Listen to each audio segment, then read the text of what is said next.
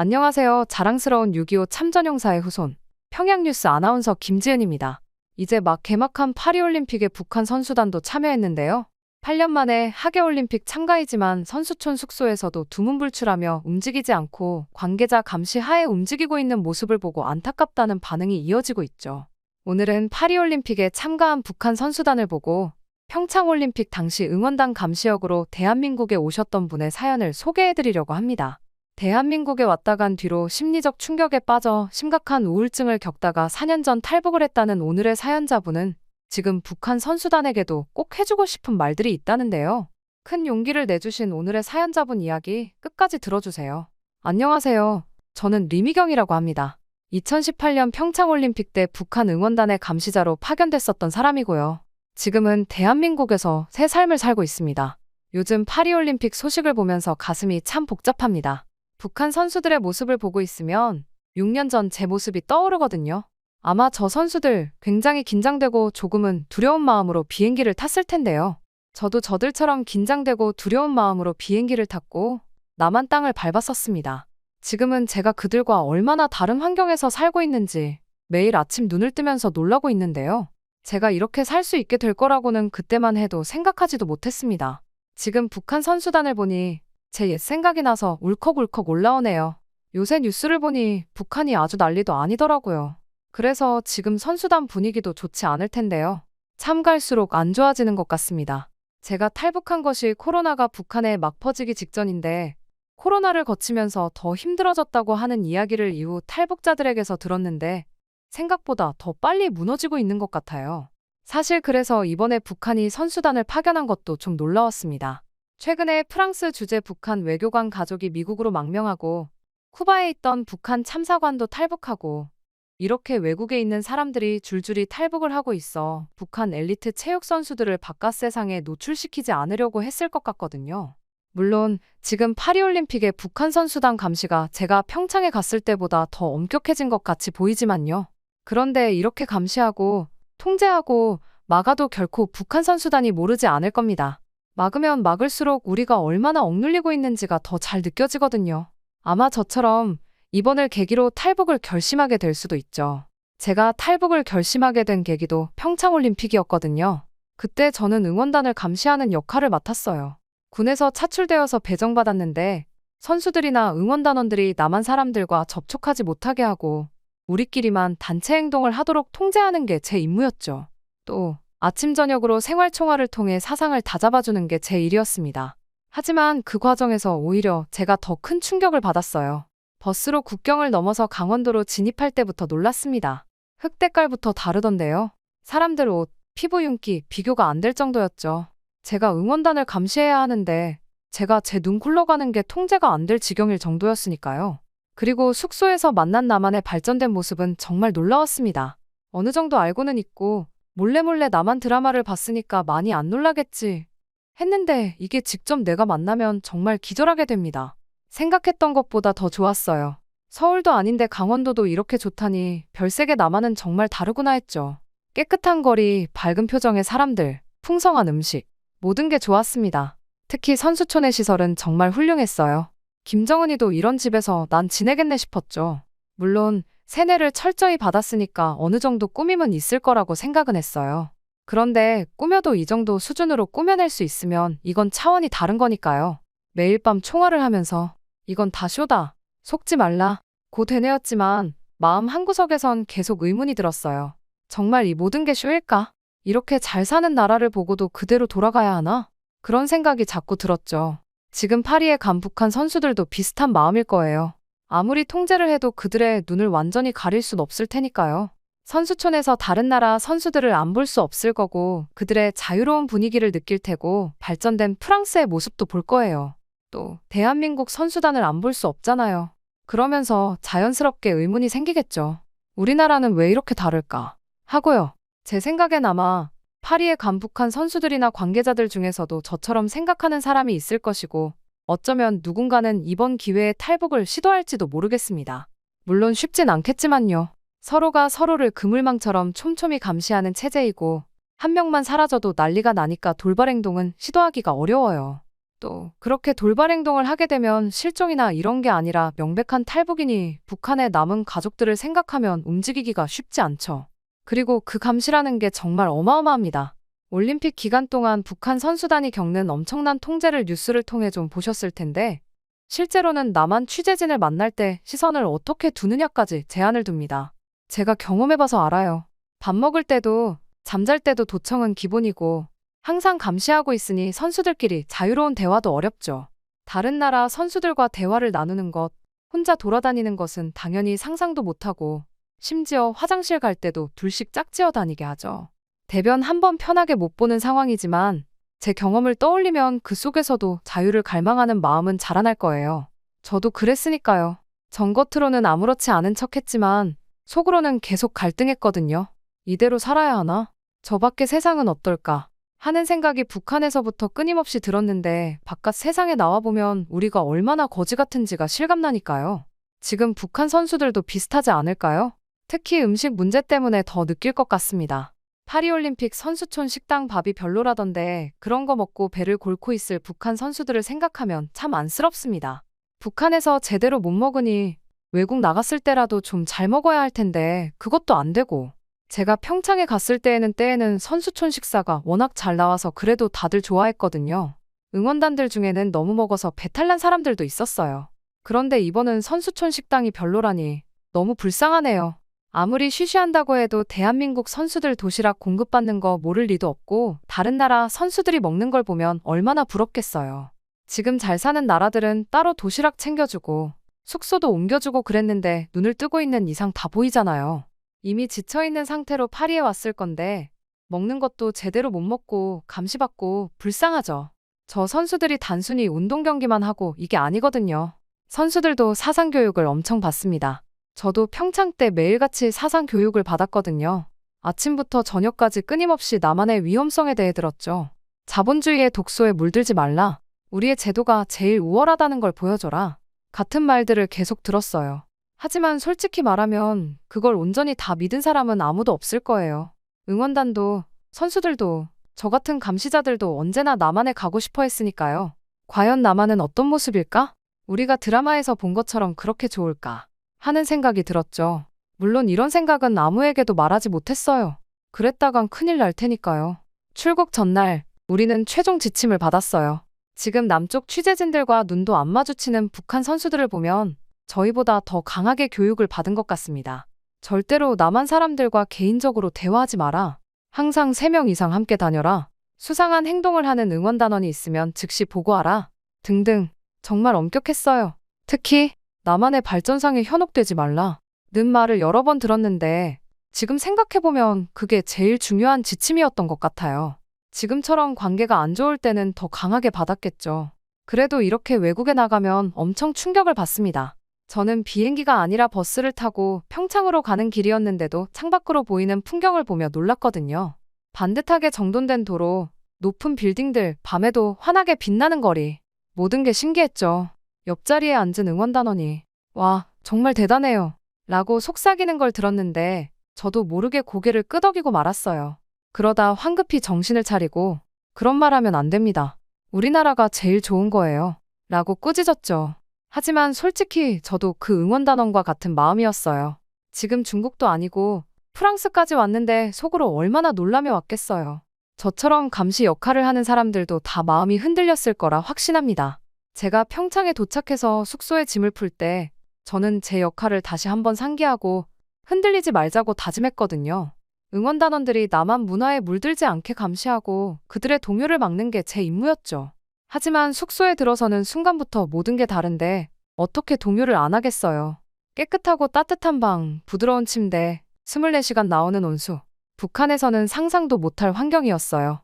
이상하게도 제 마음속에서는 작은 균열이 생기고 있었어요. 이렇게 발전한 나라를 보고도 아무 생각이 들지 않을 수 있을까? 하는 의문이 들었거든요. 첫날 밤, 응원단원들과 함께 총화를 할 때가 떠오르네요. 제가 오늘 본 것들에 대해 어떻게 생각하나요? 라고 물었더니 다들 우리 장군님 말씀대로 남조선 괴뢰들이 우리에게 보여주기 위해 가진 애를 쓴 흔적이 느껴져 안쓰럽기 짝이 없습니다. 라고 대답했어요. 하지만 그들의 눈빛에서 저는 뭔가 다른 걸 봤어요. 호기심, 부러움, 그리고 약간의 혼란.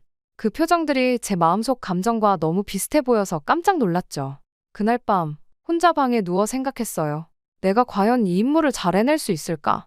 나부터가 이렇게 동요되는데 어떻게 다른 사람들을 통제할 수 있을까?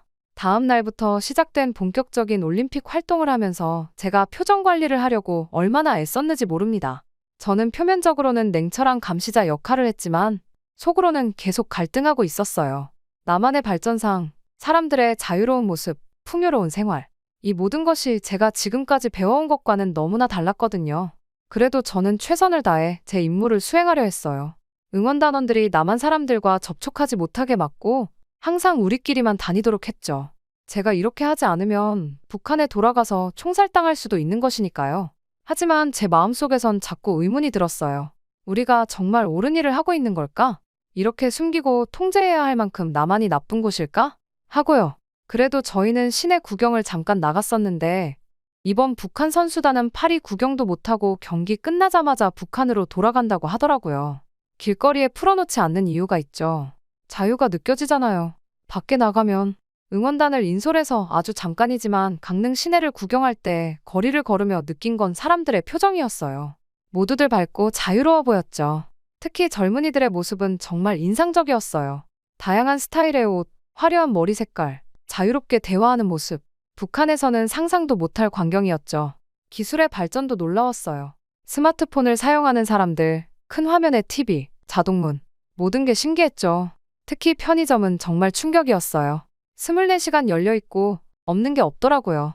그걸 보면서 이게 정말 자본주의의 모습인가 하는 의문이 들었어요. 하지만 이런 모든 것들에 대해 우리는 놀라지 마라 는 지시를 받았으니 애써 무표정하게 있었죠.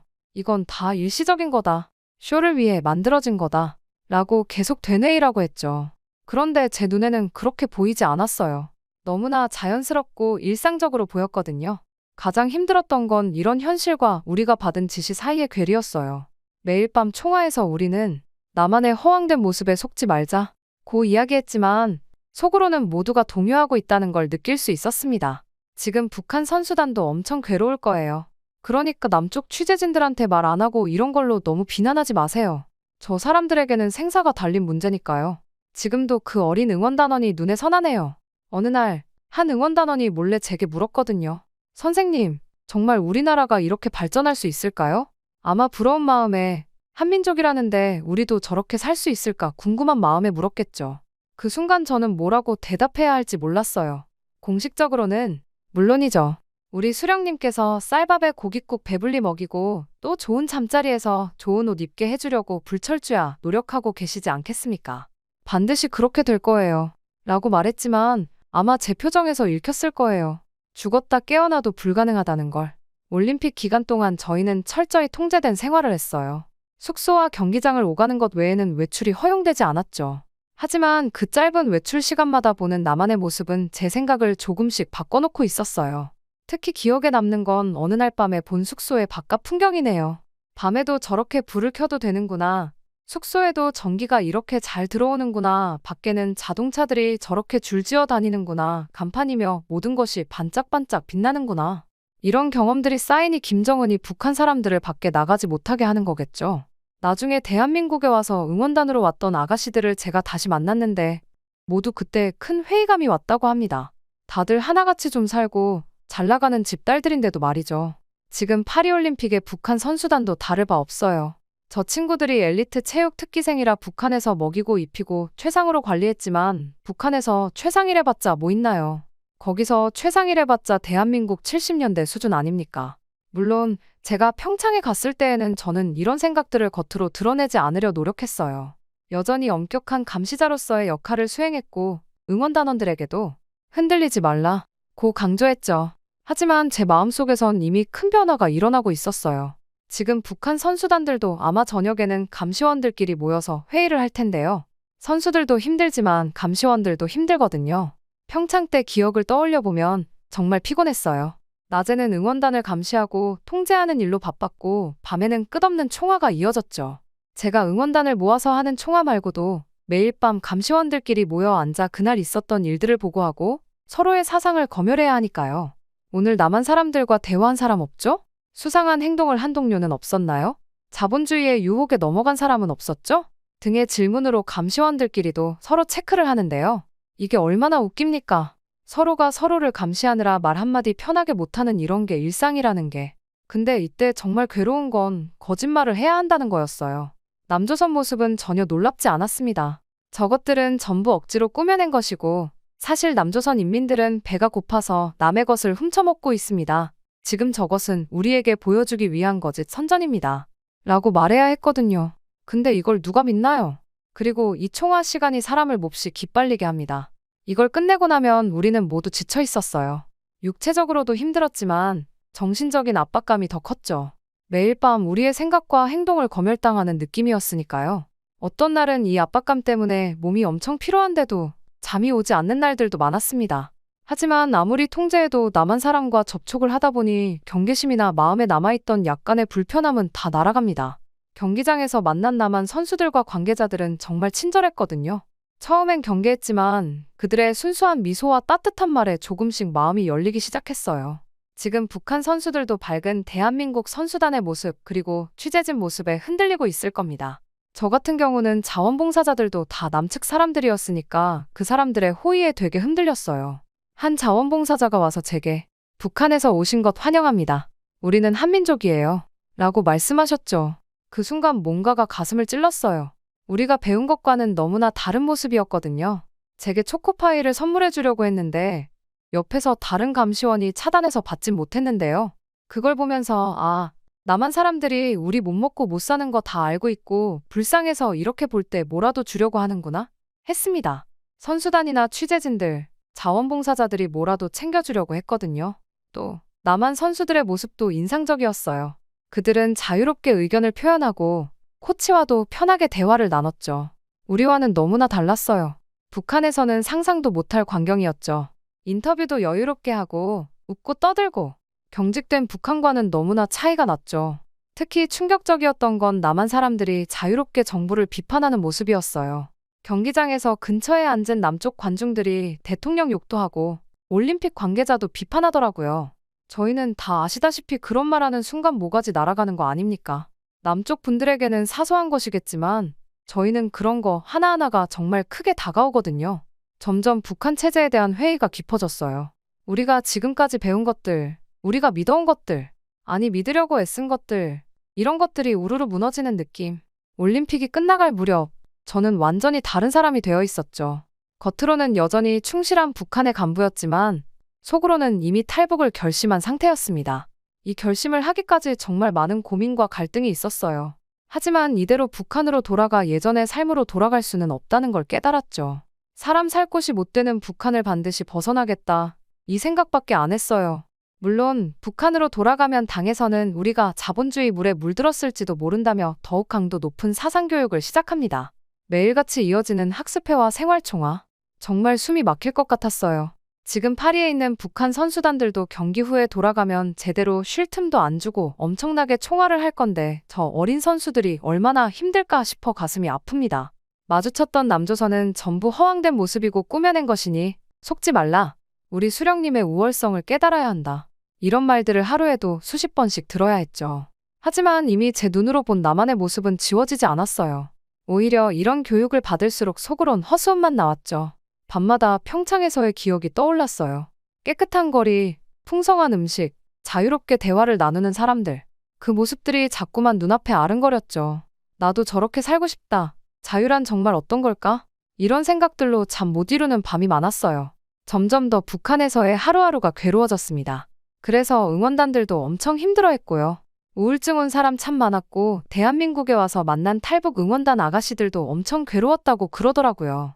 근데 그런 사람들을 붙잡고 매일같이 사상교육을 하고 감시를 더 강하게 하니 다들 정신적으로 피폐하게 될 수밖에 없죠. 평창에서 느꼈던 그 자유로움의 감각이 완전히 사라진 북한은 정말 괴로웠어요. 그래서 저는 그때부터 탈북 브로커를 찾기 시작했습니다. 처음에는 두려워서 망설였어요. 하지만 여기서 우울증으로 말라 비틀어져서 죽으나 탈북하나 죽으나 매한가지 아닙니까? 젊은 나이에 이렇게 살다 죽는 건 너무 억울했어요. 아예 모르면 몰랐을까. 모든 걸 알게 되었는데 어떻게 알고도 가만히 있겠습니까?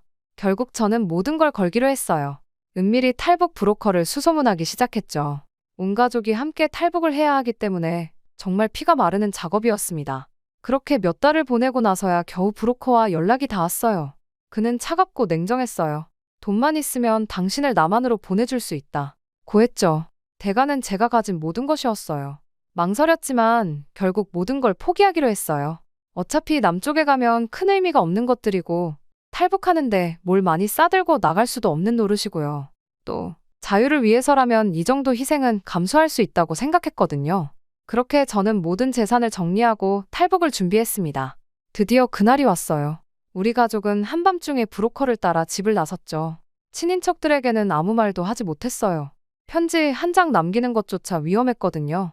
또 저희를 보위부에 신고할 수 있으니까요. 그저 마음속으로 언젠가 다시 만나자고 다짐했을 뿐이에요. 국경으로 향하는 길은 정말 힘들었어요. 며칠 동안 산길을 걷고 강을 건넜죠. 배고픔과 추위, 그리고 끊임없는 긴장감.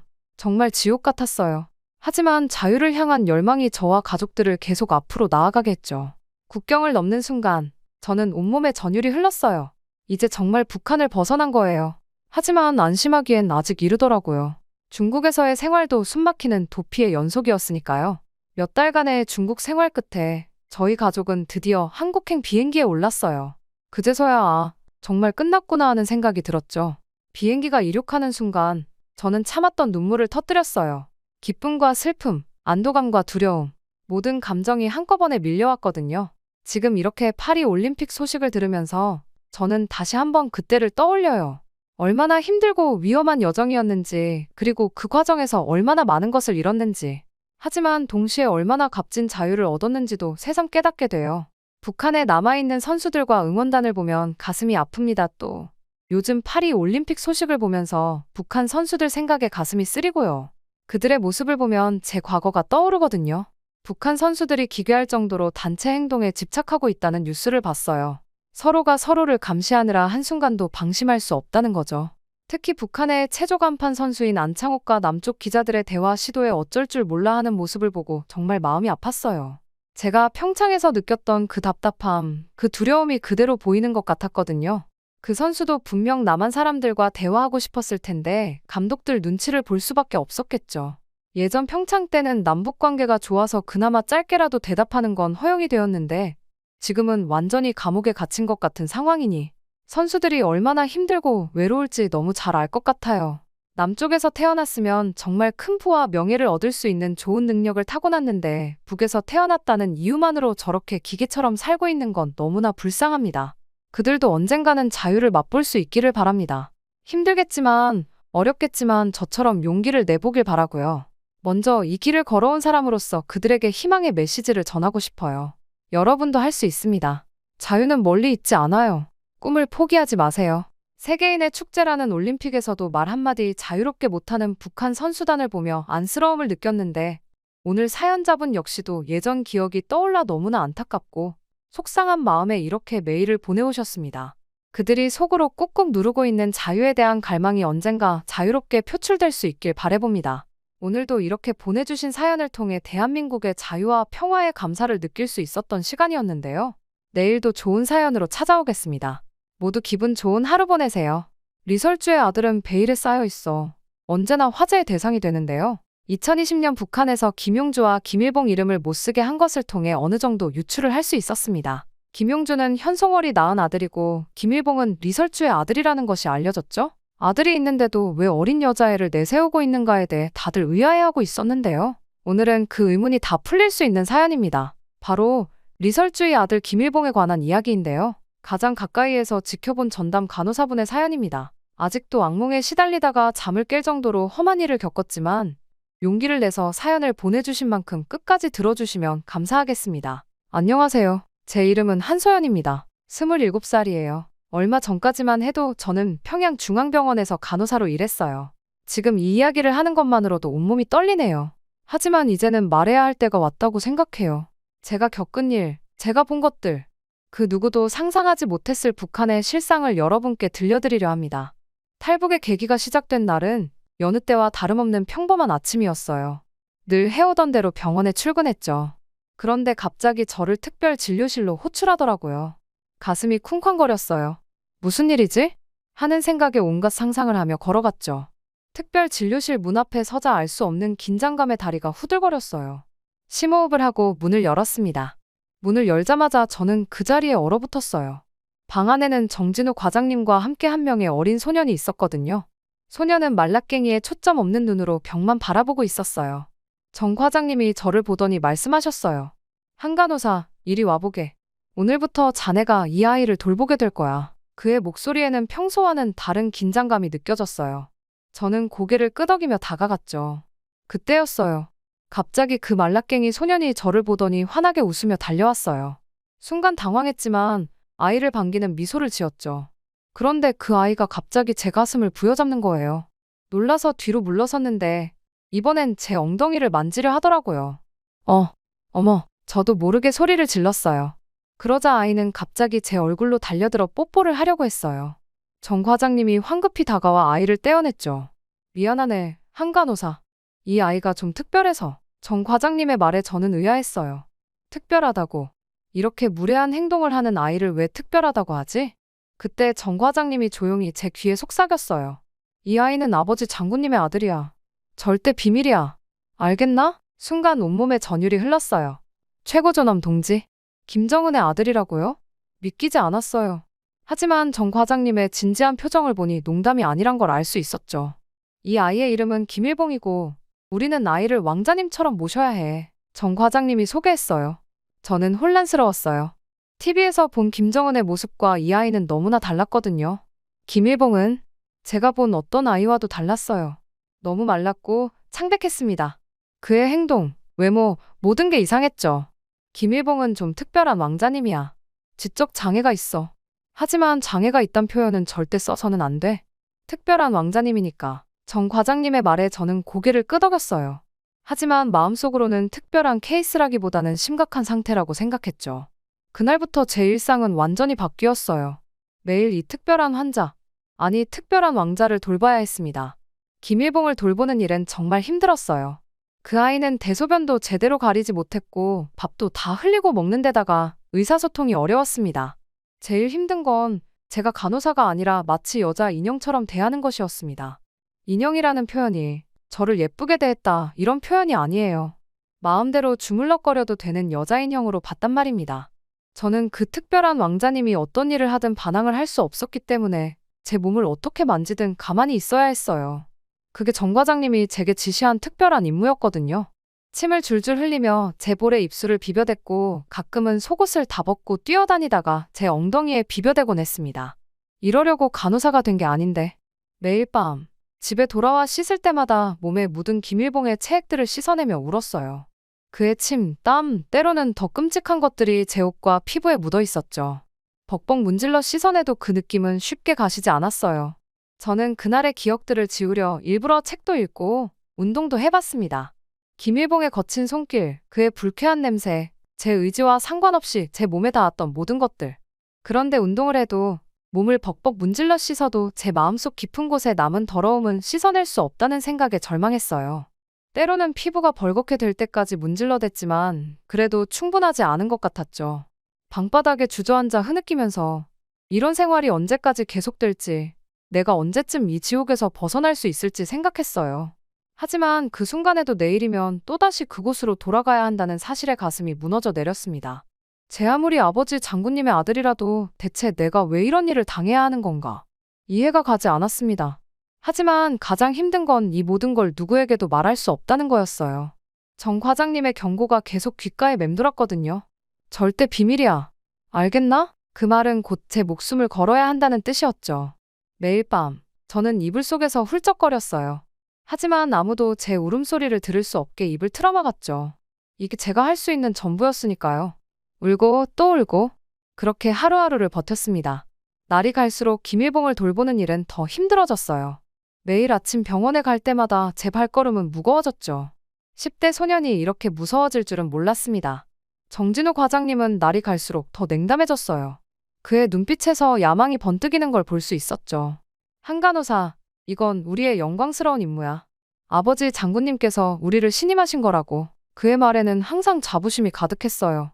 하지만 저는 그저 공포를 느낄 뿐이었죠. 과장님의 출세욕은 날이 갈수록 심해졌어요. 김일봉의 부적절한 행동을 묵인하는 것은 물론 때로는 조장하는 듯한 모습마저 보였죠. 아이의 행복이 최우선이야. 그게 우리의 임무지. 그의 말 뒤에 숨겨진 계산을 느낄 수 있었어요. 일봉이는 정상적인 발달을 하지 못한 아이인데 이상하게도 성적 욕망은 넘쳐 흐르는 것 같았습니다. 식욕도 수면욕도 잘 없었거든요. 하지만 그의 욕망만큼은 분명 사춘기 소년의 것이었어요. 수시로 가슴을 만지려 하고 엉덩이를 붙잡으려 했죠. 때로는 제 치마 속을 들여다보려고 했어요. 누나가 좋아. 김일봉이 제게 달려들며 껴안고 말할 때마다 저는 그저 굳어버렸어요. 그의 손길을 피하고 싶었지만 그러지 못했죠. 정진우 과장님의 눈빛이 항상 저를 감시하고 있었으니까요. 밤이 되면 악몽에 시달렸어요. 꿈속에서 김일봉이 저를 쫓아오는 거예요. 그의 손이 제 몸을 더듬고 그의 입술이 제 얼굴에 닿으려 할 때마다 소스라치게 놀라 깨어났죠. 식은땀을 흘리며 한동안 멍하니 천장만 바라보곤 했어요. 점점 제 모습이 변해가는 걸 느꼈어요. 거울 속 제 모습은 날이 갈수록 초췌해져 갔고 눈에는 생기가 사라졌죠. 웃음도 잃어갔어요. 예전에는 밝고 명랑했던 제가 이제는 그저 우울하고 무표정한 사람이 되어가고 있었어요. 가족들도 제 변화를 눈치챘나 봐요. 어머니가 걱정스러운 눈빛으로 저를 바라보며 소연아, 무슨 일 있니? 라고 물으셨을 때 저는 그저 아니에요, 괜찮아요 라고 대답할 수밖에 없었어요. 목이 메어 더 이상 말을 잇지 못했죠. 진실을 말하고 싶었지만 그럴 수 없다는 게 저를 더욱 고통스럽게 했어요. 때로는 이 모든 걸 포기하고 싶었어요. 그냥 도망가고 싶었죠. 하지만 어디로 갈 수 있을까요? 북한을 벗어난다는 건 상상조차 할 수 없는 일이었어요. 게다가 이 비밀을 알고 있는 저를 그냥 내버려 둘 리가 없겠죠. 그래서 저는 그저 견뎌야만 했어요. 유일한 위안은 저를 감시하는 보이부 요원이었어요. 이렇게 말하면 이상하시겠지만 도현 동무는 제가 일하는 병원을 감시하는 보이부 요원이었죠. 처음에는 그저 무서운 존재였지만 점점 그에게 마음이 끌렸어요. 그리고 저와 비슷한 마음이었던 도현 동무도 제게 따뜻한 미소와 조심스러운 배려로 화답했습니다. 힘든 병원 생활 중에 그의 따뜻한 미소가 제게는 유일한 빛이었습니다. 하지만 도현 동무에게조차 이 비밀을 말할 수는 없었어요. 매일 밤 잠들기 전에 저는 기도했어요. 이 모든 게 꿈이기를, 내일 아침에 일어나면 모든 게 다 사라지기를. 하지만 매일 아침 저는 같은 현실로 돌아갔죠.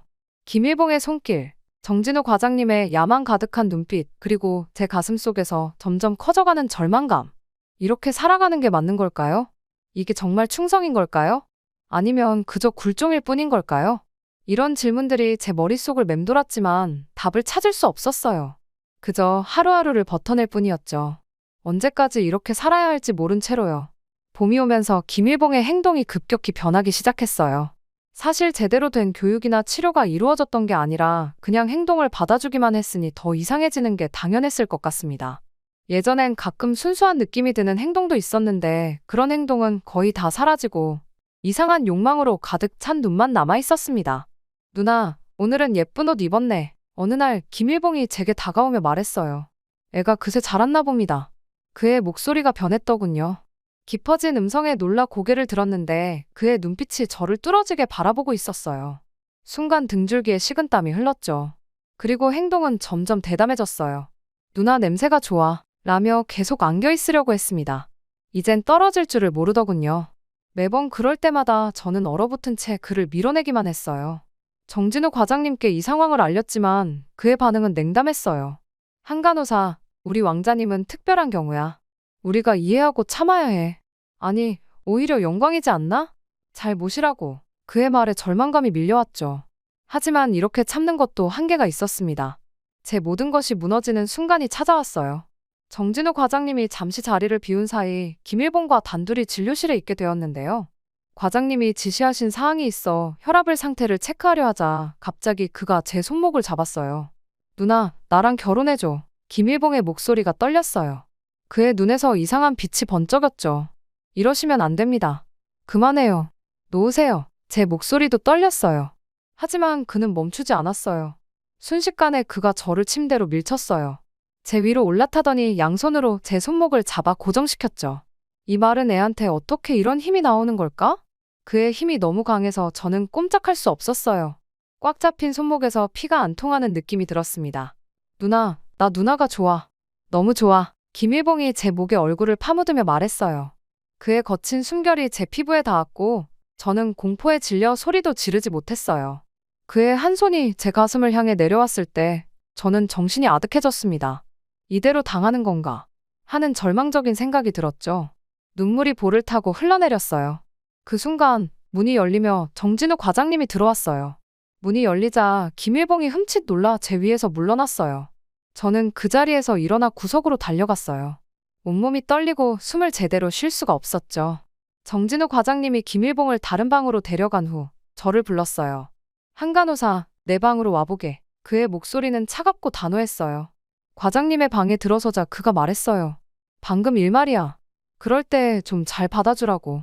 내가 눈치 없이 너무 일찍 들어왔는데 앞으로는 우리 왕자님이 욕망을 풀 시간을 좀 정기적으로 정해야겠어. 네? 하지만 과장님, 이건 너무... 제 말이 채 끝나기도 전에 그가 말을 잘랐어요. 한간호사, 자네가 지금 무슨 말을 하려는 건지 알고 있나? 이건 우리 조국의 미래와 직결된 문제야. 자네 개인의 문제가 아니라고. 저는 울먹이며 말했어요. 하지만 과장님, 저는 더 이상 못 견디겠어요. 이건 정상적이지 않잖아요. 그의 눈빛이 차갑게 변했어요.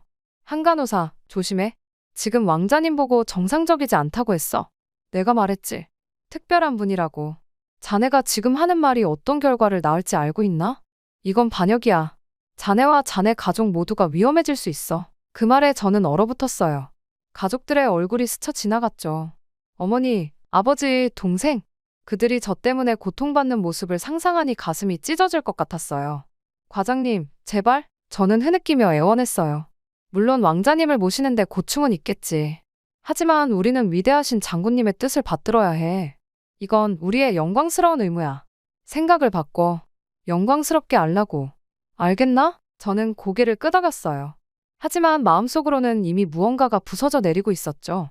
그날 밤, 집으로 돌아와 저는 멍하니 벽만 바라보았어요. 온몸에 그때의 그 촉감이 다시 살아나는 듯한 광경에 제 몸을 미친 듯이 때려보았습니다. 구역질이 나고 숨이 막혀왔죠. 방에 누워 천장을 바라보며 생각했어요. 이대로 살아갈 수 있을까? 이게 정말 충성일까? 그때 문득 도연 동무의 얼굴이 떠올랐어요. 그의 따뜻한 미소, 걱정 어린 눈빛. 순간 결심했어요. 더 이상 혼자 견딜 수 없다고. 누군가에게 이 고통을 털어놓아야 한다고. 이제 돌이킬 수 없다는 걸 알았죠. 하지만 더 이상 이렇게 살 수는 없었어요. 뭔가 변해야만 했습니다. 그날 밤 도연 동무를 만났어요. 병원 뒤편 작은 공원이었죠. 밤늦은 시간이라 아무도 없었어요.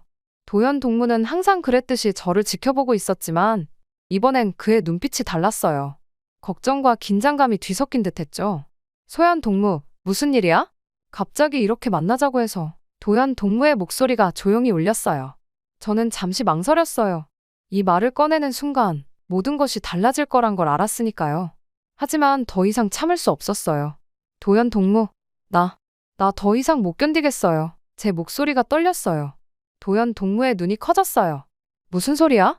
무슨 일 있어? 저는 깊은 숨을 들이쉬고 모든 걸 털어놓기 시작했어요. 김일봉의 존재, 그의 행동, 그리고 오늘 있었던 끔찍한 일까지. 말을 하면서 눈물이 멈추지 않았어요. 도연 동무는 충격받은 듯 저를 바라봤어요. 이런 일이 있었다니. 왜 진작 말하지 않았어? 말할 수 없었어요. 너무 무서웠고 가족들에게 해가 갈까봐. 제 말에 도연 동무는 깊은 한숨을 내쉬었어요. 알겠어, 소연아. 내가 얼마나 힘들었을지 상상도 할 수 없어. 하지만 이건 정말 위험한 일이야. 우리가 뭘 할 수 있을지. 그의 말이 채 끝나기도 전에 저는 결심한 듯 말했어요. 도연 동무, 나 탈북하고 싶어요. 순간 도연 동무의 얼굴이 굳어졌어요. 뭐? 소연아, 그게 무슨 소리야? 그건 너무 위험해. 알아요. 하지만 이대로 살 순 없어요. 매일매일이 지옥 같아요. 차라리 죽는 게 나을 것 같아요. 도연 동무는 한동안 말없이 저를 바라봤어요. 그의 눈에 갈등이 서려 있었죠. 소연아, 내가 널 보위부에 보고해야 할지도 몰라. 그의 말에 제 심장이 멎는 줄 알았어요. 도연 동무, 제 목소리가 떨렸어요. 그런데 도저히 못하겠다. 이런 꼴을 당하며 일을 했다니. 도연 동무가 저를 부서져라 껴안으며 이야기했습니다. 미안해, 소연아.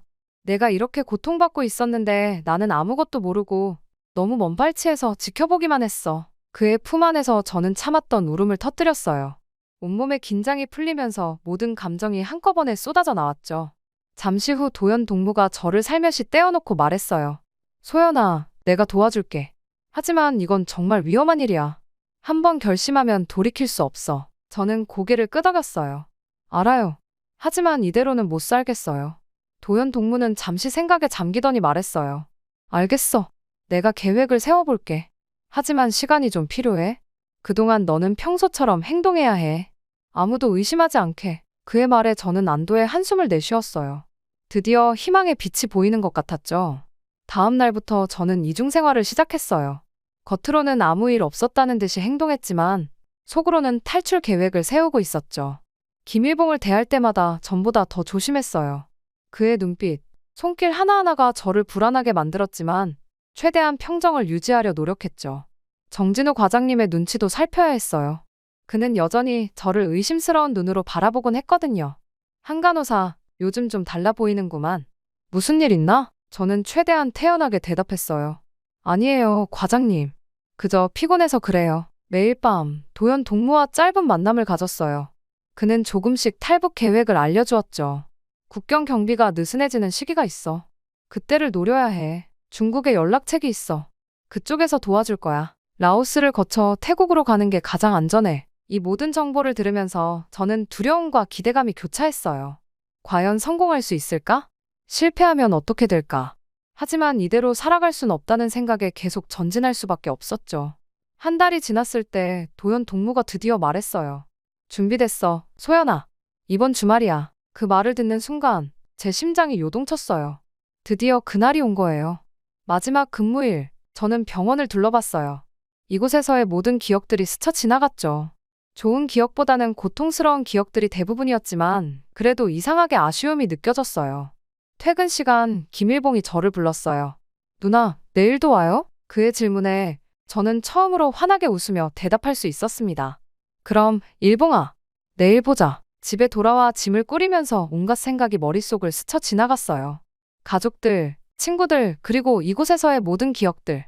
모두 뒤로 한 채 떠나야 한다는 게 너무나 가슴 아팠죠. 하지만 이제 돌이킬 순 없었어요. 새로운 삶을 향한 첫걸음을 내디딜 시간이 온 거예요. 그날 밤, 잠들기 전 마지막으로 방을 둘러보며 생각했어요. 내일이면 모든 게 달라질 거야. 두렵지만 이젠 꼭 해내야 해. 새벽 3시 도연 씨의 조용한 노크 소리에 저는 벌떡 일어났어요. 떨리는 손으로 미리 준비해둔 작은 가방을 들고 나왔죠. 도연 씨가 차에서 기다리고 있었어요. 우리는 말없이 국경을 향해 달렸어요. 매 순간이 긴장의 연속이었죠. 검문소를 지날 때마다 심장이 터질 것 같았어요. 다행히 도연 씨의 위조된 서류 덕분에 무사히 통과할 수 있었죠. 새벽녘 강가에 도착했어요. 차가운 물에 발을 담그는 순간 온몸이 떨렸어요. 추위 때문만은 아니었죠. 언제 총소리가 들릴지 모른다는 공포가 저를 옥죄었거든요. 소연 씨, 제 손을 꼭 잡아요. 절대 놓치지 마세요. 도연 씨의 말에 저는 고개를 끄덕였어요. 우리는 필사적으로 강을 건넜어요. 물살이 생각보다 거세서 몇 번이나 휩쓸릴 뻔했죠. 하지만 도연 씨가 제 손을 꼭 잡아주었어요. 중국 땅에 발을 디뎠을 때 저는 참았던 숨을 내쉬었어요. 하지만 안도하기엔 아직 이르다는 걸 알았죠. 우리는 쉴 새 없이 달렸어요. 미리 연락해둔 브로커를 만나 라오스로 향했고 그곳에서 다시 태국으로 넘어갔어요. 태국에서의 난민 신청 과정도 힘들었어요. 하루하루가 불안의 연속이었죠. 하지만 서로를 의지하며 버텼어요. 그리고 마침내 인천공항에 발을 딛는 순간 저는 깊은 안도의 한숨을 내쉬었어요. 도연 씨의 손을 꼭 잡은 채로요. 우리는 함께 이 긴 여정을 해냈고 이제 진정한 자유를 맛보게 된 거죠. 우리 정말 해냈네요, 도연 동무. 아니, 도연 씨. 제 목소리가 떨렸어요. 도연 씨가 따뜻하게 미소 지으며 말했어요. 그래요, 소연 씨. 우리가 해냈어요. 그 순간 김일봉의 얼굴이 스쳐 지나갔어요. 순간 온몸에 소름이 돋았죠. 그의 징그러운 행동들, 그가 주었던 공포와 고통.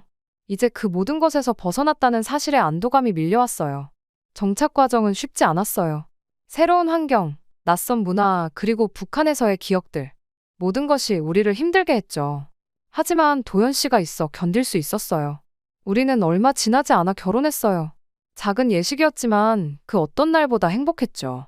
서로를 바라보며 맹세를 할 때 우리의 눈에는 기쁨의 눈물이 고였어요. 소연 씨, 이제 우리 새 삶을 시작해요. 도연 씨가 말했어요. 저는 고개를 끄덕였어요. 네, 도현 씨.